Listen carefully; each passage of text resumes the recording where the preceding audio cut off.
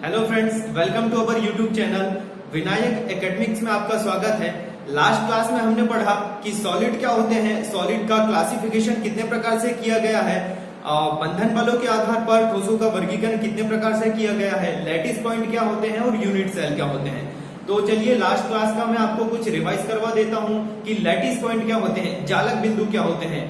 किसी क्रिस्टल जालक में अणु, परमाणु या आयन को जिन बिंदुओं द्वारा प्रदर्शित किया जाता है हम उन्हें जालक बिंदु कहते हैं।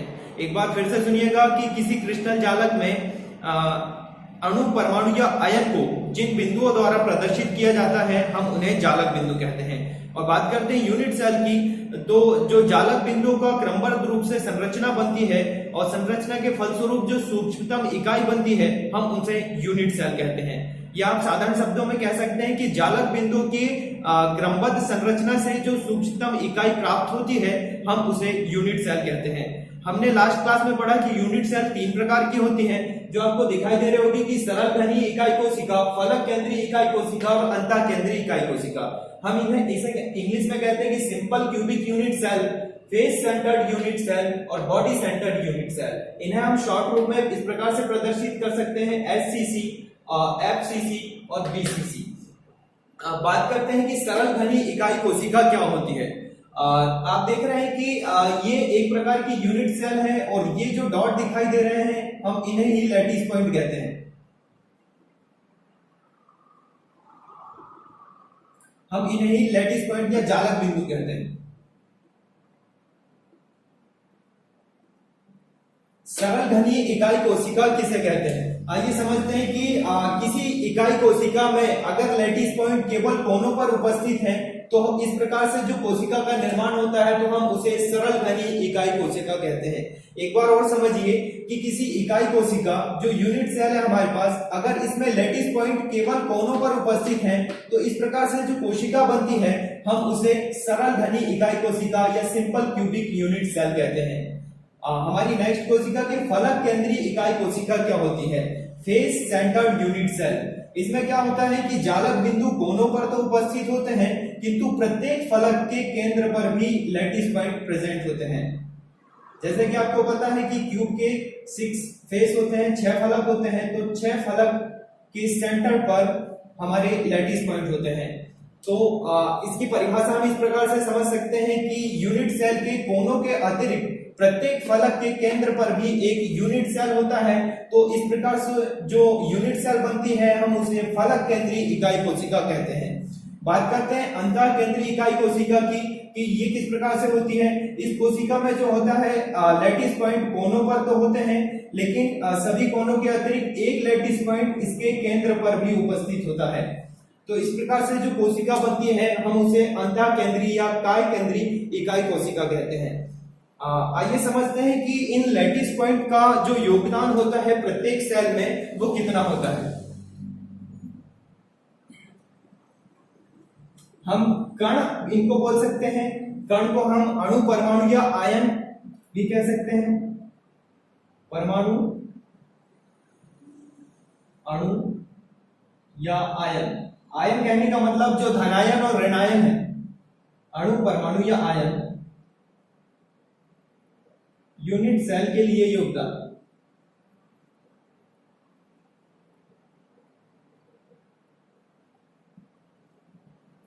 कहने का मतलब अगर हमारे पास कोई यूनिट सेल है और उसमें कोई लैटिस पॉइंट है, ये अणु हो सकता है, परमाणु हो सकता है या फिर आयन हो सकता है, तो एक जालक बिंदु के लिए जो यूनिट सेल में कितना योगदान है उसे हम समझते हैं। जैसे हम बात करते हैं सरल घनीय इकाई कोशिका में जो लैटिस पॉइंट है केवल कोनों पर उपस्थित होते हैं, तो कोनों के लिए, कोनों पर अगर कोई लैटिस पॉइंट है तो एक लैटिस पॉइंट का अपनी यूनिट सेल के लिए जो योगदान होता है वो 1/8 होता है।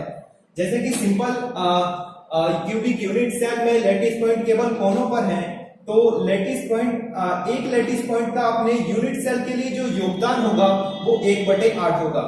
बात करते हैं फलक केंद्रीय इकाई कोशिका की कि इसमें जो लैटिस पॉइंट है फलक के केंद्र पर है, फेस के सेंटर पर है। तो अगर फलक पर होगा, फलक पर अगर कोई लैटिस पॉइंट है तो उसका योगदान अपनी सेल के लिए 1/2 होगा। और अगर केंद्र पर कोई लैटिस पॉइंट है,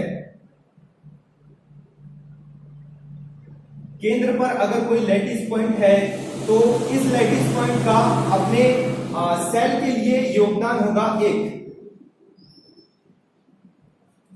इसके आधार पर हम इन तीनों सेल में परमाणु की संख्या किस प्रकार से ज्ञात करते हैं वो समझते हैं।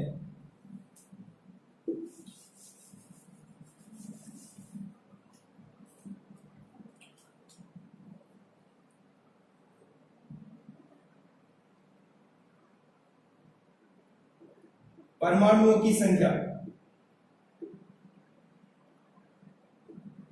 कि सिंपल क्यूबिक यूनिट सेल में कितने परमाणु होंगे। तो आइए समझते हैं कि सिंपल क्यूबिक यूनिट सेल में जो लैटिस पॉइंट है कोनों पर है और साधारण घन में 8 कोने होते हैं, तो 8 लैटिस पॉइंट होते हैं, तो 8 कोनों पर परमाणु की संख्या बराबर है 8 कोनों पर हमारे पास लैटिस पॉइंट है। और हमें पता है कि प्रत्येक जो लैटिस पॉइंट है और जिसका कोने पर योगदान होता है वो 1/8 होता है। तो 8 इंटू 1/8 बराबर होता है हमारे पास 1। कहने का मतलब सरल घनी यूनिट सेल में जो बनते हैं वो 1 परमाणु से बनते हैं। बात करते हैं फलक केंद्रीय इकाई कोशिका में, तो इसमें जो लैटिस पॉइंट है इसमें परमाणु की संख्या देखते हैं। परमाणु की संख्या बराबर 8 लैटिस पॉइंट है जो कोनों पर है, 8 लैटिस पॉइंट कोनों पर प्लस 6 लैटिस पॉइंट जो है वो फलक पर है, 6 फलक पर।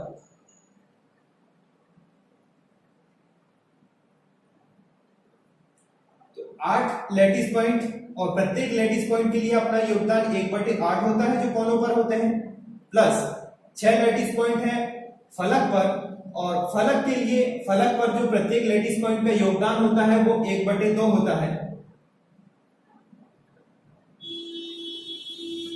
1 + 3 बराबर 4। कहने का मतलब फलक केंद्रीय इकाई कोशिका में जो बनती है वो 4 परमाणुओं से बनते हैं। बात करते हैं अंतः केंद्रीय या बॉडी सेंटर्ड यूनिट सेल की। इसमें 8 लैटिस पॉइंट है कोनों पर,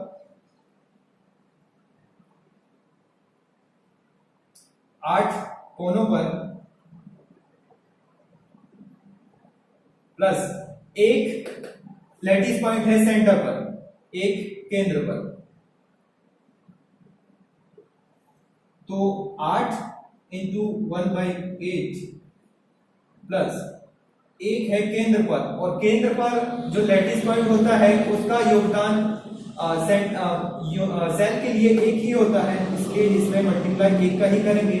1 + 1 बराबर 2। कहने का मतलब बॉडी सेंटर यूनिट सेल जो होती है वो 2 परमाणुओं से बनी होती है। आपको पता होगा कि इस यूनिट में केवल ऑब्जेक्टिव ही आ रहे हैं, तो इस प्रकार के ऑब्जेक्टिव बनने की संभावना है कि बॉडी सेंटर यूनिट सेल में कितने परमाणु होते हैं या कितने परमाणुओं से बनी होती है, फलक केंद्रीय इकाई कोशिका जो कितने परमाणु होते हैं, और सिंपल क्यूबिक यूनिट सेल में कितने परमाणु होते हैं। अगर आप इसको नोट करना चाहते हैं तो नोट कर सकते हैं।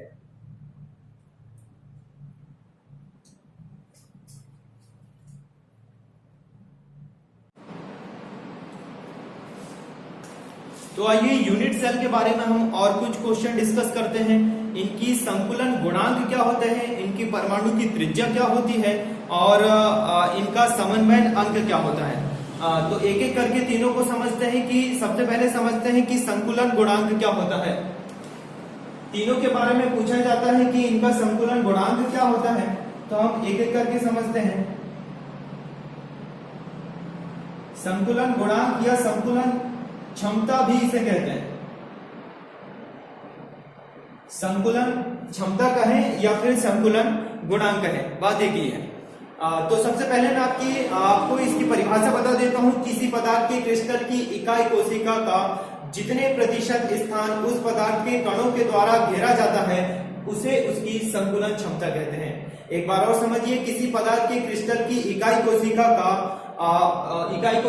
जितना प्रतिशत स्थान उसके कणों के द्वारा घेरा जाता है हम उसे उस क्रिस्टल की संकुलन क्षमता या संकुलन गुणांक कहते हैं। तो प्रत्येक सेल के लिए जो संकुलन गुणांक है उसका प्रतिशत अलग अलग होता है। तो एसएससी का जो संकुलन गुणांक होता है वो होता है 52%।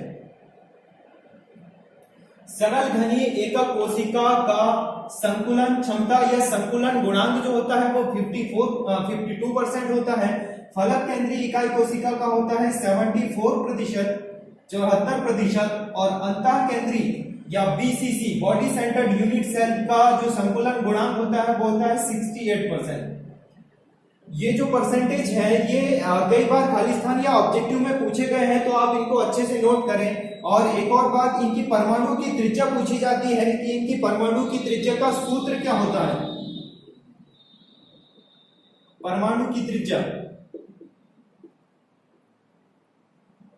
सरल घनीय यूनिट सेल की जो परमाणु की त्रिज्या का सूत्र है वो है R बराबर A/2, और एफसीसी की है R बराबर A/√2, और बीसीसी का है R बराबर A√3/4।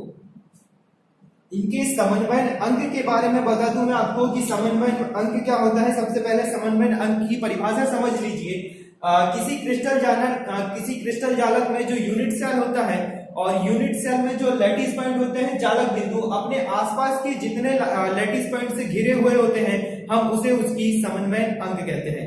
एक बार और समझिए, यदि कोई हमारे पास यूनिट सेल है, यूनिट सेल में कोई लैटिस पॉइंट है और लैटिस पॉइंट अपने आसपास जितने लैटिस पॉइंट से घिरा हुआ होता है, हम उसे उसका समन्वय अंक कहते हैं। तो प्रत्येक सेल के लिए जो समन्वय अंक है वो अलग अलग होता है। तो सबसे पहले समझते हैं कि सिंपल क्यूबिक यूनिट सेल में जो समन्वय अंक है वो कितना होता है।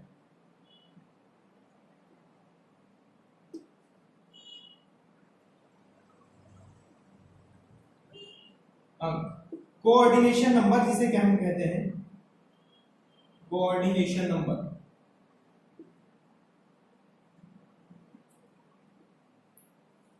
एससीसी में जो कोऑर्डिनेशन नंबर होता है वो होता है 6, इसमें होता है 12 और इसमें होता है 8।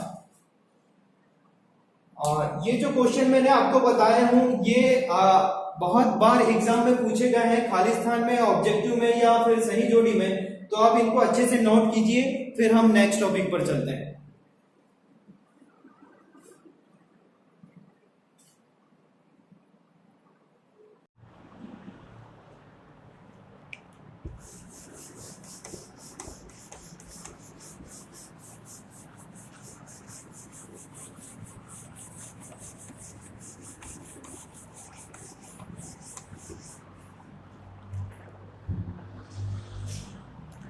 तो आइए चलते हैं हमारे नेक्स्ट टॉपिक पर, क्लोज पैकिंग इन क्रिस्टल।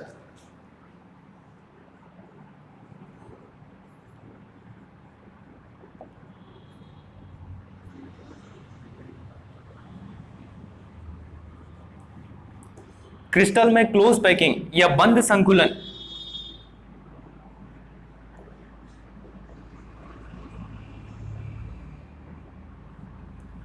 क्या होता है और ये कितने प्रकार का होता है समझते हैं। क्रिस्टल में जो क्लोज पैकिंग होती है, बंद संकुलन के बारे में हमारा नेक्स्ट टॉपिक है। तो समझते हैं कि बंद संकुलन कितने प्रकार का होता है। बंद संकुलन मुख्यतः 2 प्रकार का होता है, 2 डायमेंशनल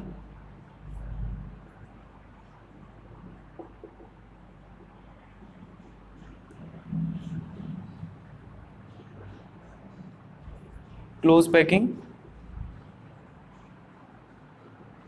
और 3 डायमेंशनल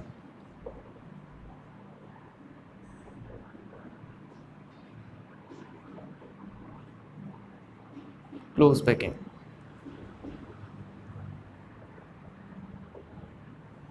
द्विविमीय बंद संकुलन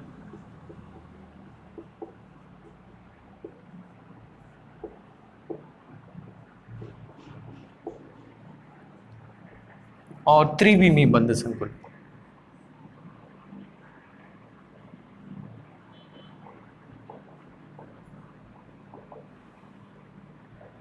हम इन्हें निविड संकुलन भी कह सकते हैं। किसी किसी बुक में निविड संकुलन लिखा हुआ है कि ठोसों में किस प्रकार का निविड़ संकुलन होता है, या द्विविमीय निविड़ संकुलन क्या होता है, या त्रिविमीय निविड़ संकुलन क्या होता है। सबसे पहले मैं आपको बताता हूं कि 2 डायमेंशनल क्लोज पैकिंग क्या होती है, द्विविमीय बंद संकुलन, या फिर हम कह सकते हैं कि निविड़ संकुलन क्या होता है, कि किसी तल में क्रिस्टल के रचक अवयवों का संकुलन द्विविमीय निविड़ संकुलन कहलाता है। किसी भी तल में जो क्रिस्टल के रचक अवयव है उनका जो संकुलन होता है वो द्विविमीय निविड़ संकुलन कहलाता है। हम रचक अवयव को गोलाकार मानते हैं, और इसी के आधार पर जो निविड़ संकुलन होता है वो भी 2 प्रकार का होता है, स्क्वायर क्लोज पैकिंग और hexagonal close packing.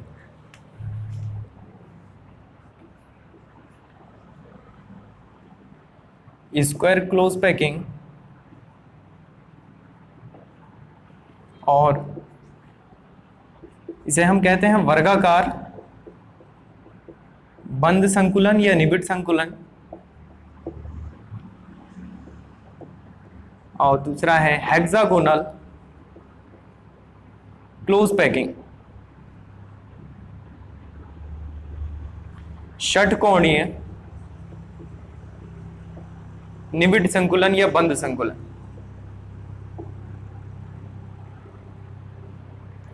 Three dimensional close packing भी 2 प्रकार का होता है, हेक्सागोनल क्लोज पैकिंग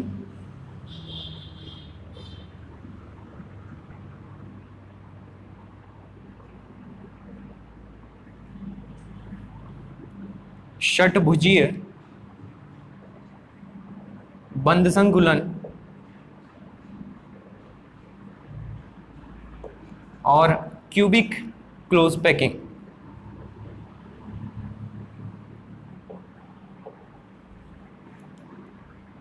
घनीय बंद संकुलन।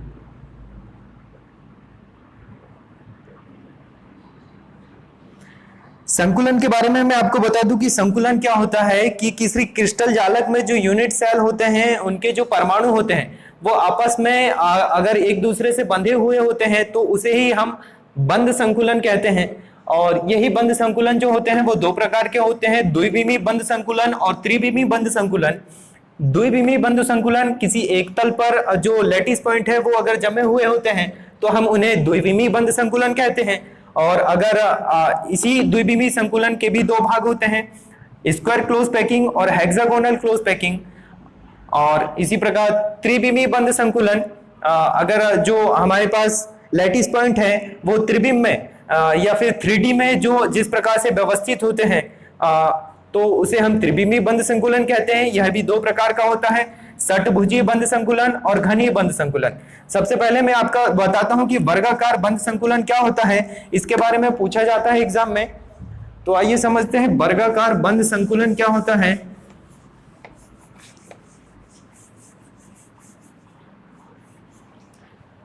इसमें जो हम रचक अवयव हैं उन्हें गोलों के रूप में बनाते हैं। जो कंस्टिट्यूएंट पार्टिकल्स हैं हमारे अणु, परमाणु या आयन, स्क्वायर क्लोज पैकिंग में आपको बना के बताता हूं।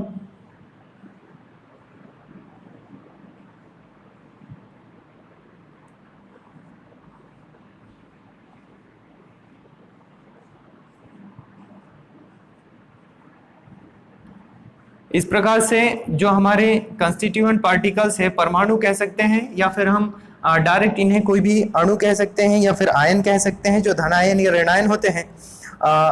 ये वर्गाकार निबिड़ संकुलन में कोई एक अणु जो है वो आसपास के 4 अणुओं द्वारा घिरा हुआ होता है और एक स्क्वायर जैसी आकृति बनाता है। जैसे ये वाला जो हमारे पास अणु है या परमाणु है जिसे कह रहे हैं हम, ये आसपास के 4 परमाणुओं से घिरा हुआ होता है और एक वर्गाकार आकृति बनाता है। इस प्रकार स्क्वायर क्लोज पैकिंग के जो सभी परमाणु हैं वो 4 दूसरे परमाणु से घिरे हुए होते हैं और एक वर्गाकार आकृति बनाते हैं, इसलिए इसे वर्गाकार बंद संकुलन कहते हैं। बात करते हैं हेक्सागोनल क्लोज पैकिंग की, तो इसमें जो हमारे परमाणु होते हैं वो इस प्रकार व्यवस्थित होते हैं।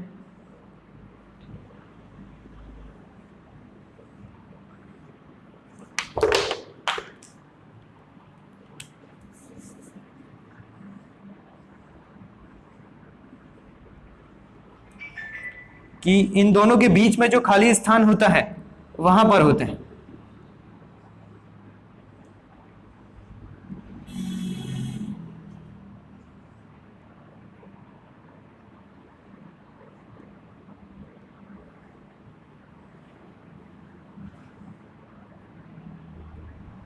आप सर्कल अच्छे से बना लीजिएगा अगर डायग्राम बना रहे हैं तो। यहां पर बता दूं मैं आपको कि षटकोणीय क्यों कहते हैं, क्योंकि इनके जो परमाणु होते हैं, जैसे हम कोई एक परमाणु की बात करते हैं इस प्रकार से, ये जो एक परमाणु है हमारा, ये आसपास के 6 परमाणु से घिरा हुआ होता है। कैसे?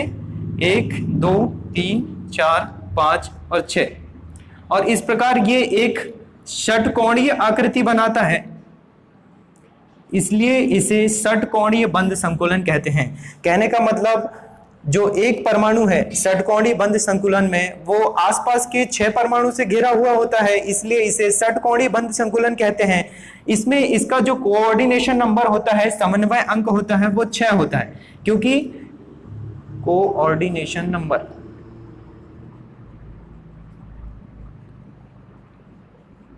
समन्वय अंक कोऑर्डिनेशन नंबर 6 होता है, क्योंकि आसपास ये 6 परमाणु से घिरा हुआ होता है। वैसे अगर इसकी बात करते हैं स्क्वायर क्लोज पैकिंग की, तो स्क्वायर क्लोज पैकिंग में जो एक परमाणु है वो आसपास के 4 परमाणु से घिरा हुआ होता है, इसलिए इसका कोऑर्डिनेशन नंबर 4 होता है।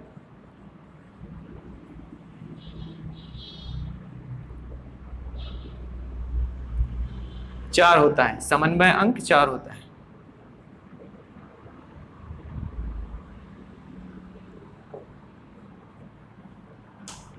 तो आपको समझ में आ गया होगा कि स्क्वायर क्लोज पैकिंग और हेक्सागोनल क्लोज पैकिंग किस प्रकार से होती है। मैं इनकी प्रतिशत के बारे में बता दूं आपको कि इनमें किस प्रकार का प्रतिशत पाया जाता है। जैसे षटकोणीय संकुलन और वर्गाकार संकुलन की तुलना में अधिक घना होता है।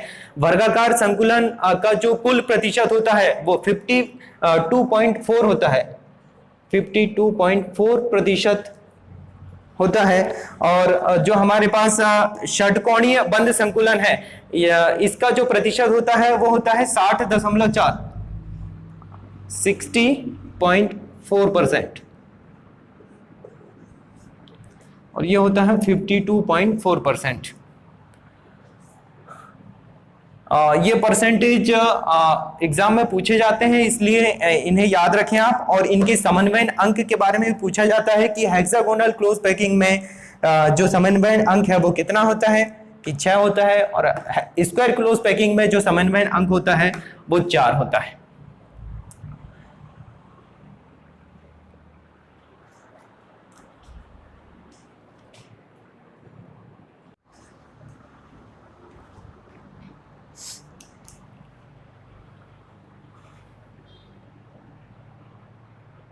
आइए बात करते हैं हमारे नेक्स्ट टॉपिक की कि पॉइंट डिफेक्ट क्या होते हैं, बिंदु दोष क्या होते हैं। पॉइंट डिफेक्ट, बिंदु दोष।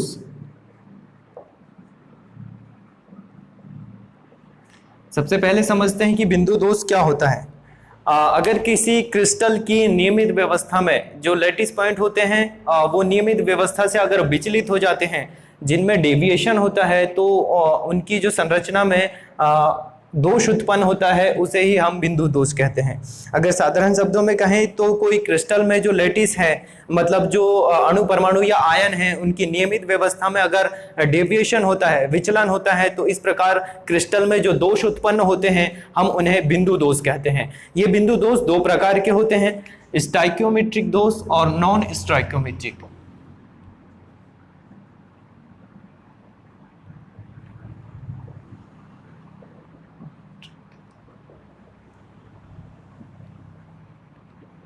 रस समीकरण मितीय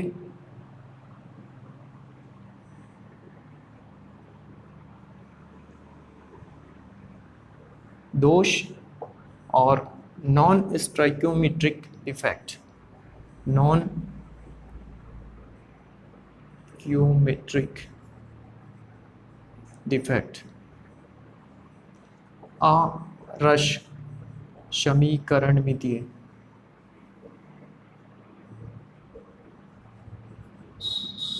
दोष।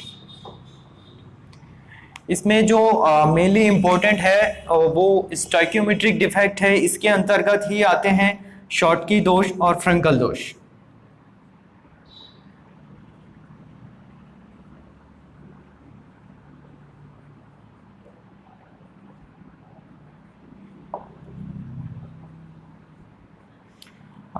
शॉर्टकी दोष से बहुत सारे क्वेश्चन पहले भी पूछे जा चुके हैं, तो आइए समझते हैं कि शॉर्टकी दोष क्या होता है। ये शॉर्टकी दोष का मैंने एक डायग्राम बना के रखा हूँ। शॉर्टकी दोष या शॉर्टकी डिफेक्ट, ये शॉर्टकी दोष जो होता है वो आयनिक क्रिस्टलों में पाया जाता है।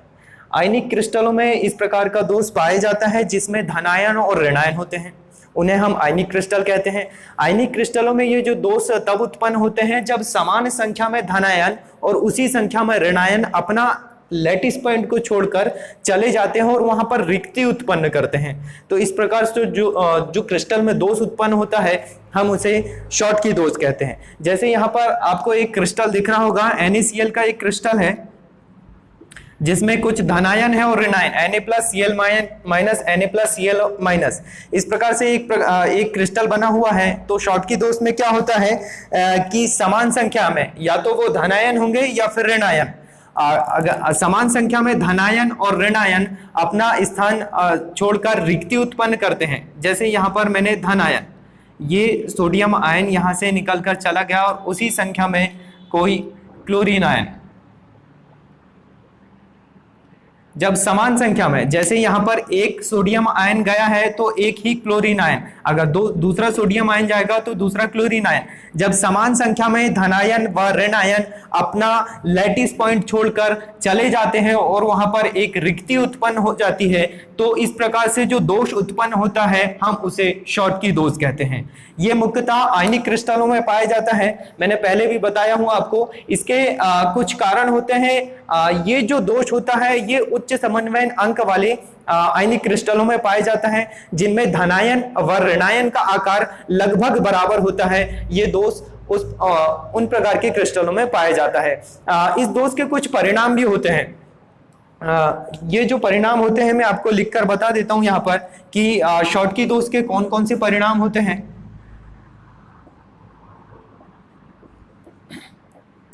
जैसे आप यहाँ पर देख पा रहे हैं कि यहाँ पर धनायन और ऋणायन अपना स्थान छोड़कर रिक्ति उत्पन्न कर रहे हैं। इस कारण शॉर्टकी दोष में जो क्रिस्टल का घनत्व होता है वो कम हो जाता है। क्रिस्टल का घनत्व कम हो जाता है।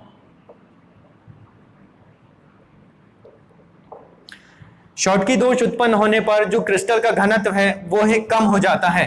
दूसरा है जालक की जो ऊर्जा है वो कम हो जाती है। जालक की ऊर्जा कम होती है।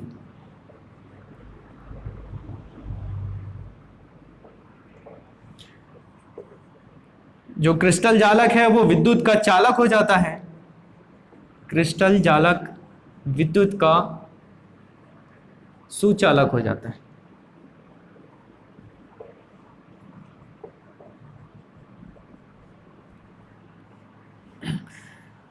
क्रिस्टल जालक विद्युत का सुचालक हो जाता है। इस तरह इसके कुछ परिणाम हैं और इसके मैं उदाहरण बता देता हूं आपको। पहले भी बता दिया हूं कि ये आयनिक क्रिस्टलों में पाया जाता है, तो इसके उदाहरण भी जैसे होंगे NaCl, sodium chloride, CsCl, caesium chloride, AgCl, silver chloride etcetera आदि। तो आपको अगर पूछा जाए एग्जाम में कि शॉर्टकी दोष जो होता है वो कौन से प्रकार के क्रिस्टलों में पाया जाता है, तो आप बताएंगे कि शॉर्टकी दोष आयनिक क्रिस्टलों में पाया जाता है। और पूछा जाए कि शॉर्टकी दोष में शॉर्टकी दोष उत्पन्न होने के कारण जो क्रिस्टल है उसके घनत्व पर क्या प्रभाव पड़ता है, तो शॉर्टकी दोष उत्पन्न होने पर क्रिस्टल का घनत्व कम हो जाता है। इसमें जालक की ऊर्जा भी कम हो जाती है और जो क्रिस्टल है वो विद्युत का सुचालक हो जाता है। उदाहरण मैंने आपको बता दिया हूं NaCl, CsCl, AgCl आदि। इसके बाद हम फ्रेंकल दोष की बात करते हैं। अगर आपको नोट करना है तो आप स्क्रीनशॉट लेकर इसको नोट कर सकते हैं।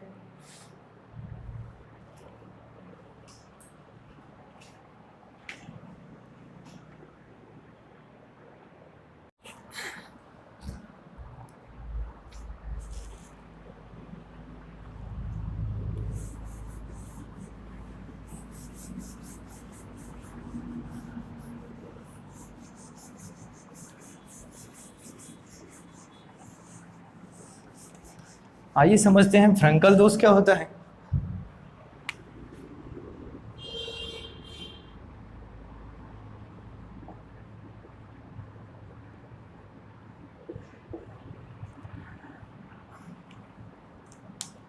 अब मैं ये डायग्राम को फिर से दोबारा बना देता हूँ, जैसे Na प्लस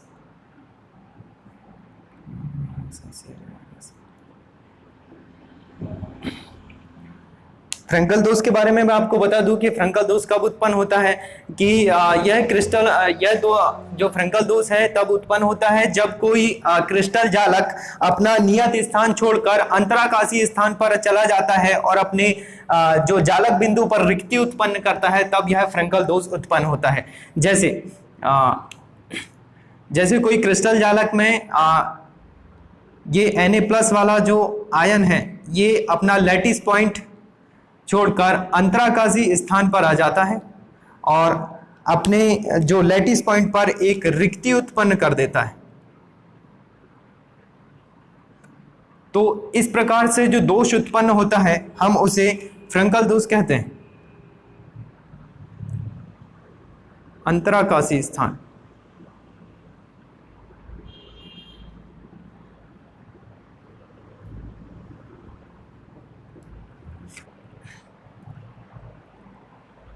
चलिए फ्रैंकल दोष के बारे में मैं आपको बता दूं कि फ्रैंकल दोष इस प्रकार के क्रिस्टलों में पाया जाता है जिसमें कोई आयन अपना स्थान लैटिस पॉइंट छोड़कर अंतराकाशीय स्थान पर चला जाता है और अपने लैटिस पॉइंट पर एक रिक्ति उत्पन्न करता है। तो इस प्रकार से जो दोष उत्पन्न होता है हम उसे फ्रैंकल दोष कहते हैं। इस फ्रैंकल दोष के भी कुछ परिणाम होते हैं।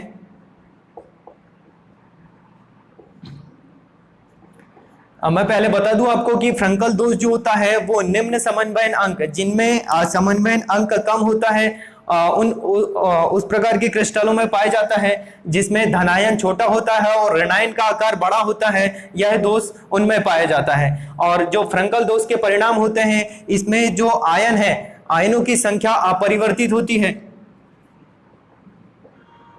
आयनों की संख्या अपरिवर्तित होती है। अपरिवर्तित होती है। क्रिस्टल का घनत्व कम नहीं होता है, घनत्व में कोई परिवर्तन नहीं, घनत्व में कोई परिवर्तन नहीं होता।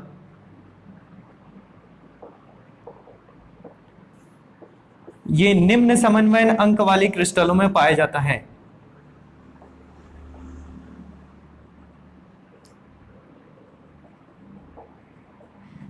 और चौथा, जिसमें धनायन का आकार बड़ा हो, धनायन का आकार छोटा हो और ऋणायन का आकार बड़ा हो। धनायन का आकार छोटा और ऋणायन का आकार बड़ा होता है, यह दोष उनमें पाया जाता है। इसके उदाहरण में आपको बता दूं, जैसे ZnS AgBr AgCl। एक क्वेश्चन पूछा जाता है कि AgBr में सिल्वर ब्रोमाइड में किस प्रकार का दोष पाया जाता है।